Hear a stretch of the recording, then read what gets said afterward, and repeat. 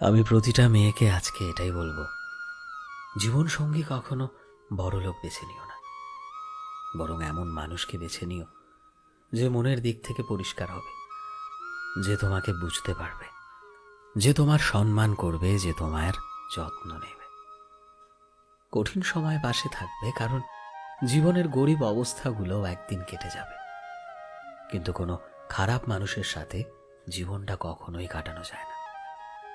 যদি ভালোবাসার মানুষটা সঠিক হয়, তবে সে তোমার জীবনে এমনিতেই সুন্দর করে চলে আসবে এবং তোমার জীবনটা খুব সুন্দর করে দেবে। আর যদি ভুল পাও, তবে বেঁচে থেকেও জীবনটা নরক হয়ে যাবে। তাই জীবনে টাকা নয়, মন দেখে ভালো মানুষটাকে বেছে নিও জীবন সঙ্গী হিসাবে।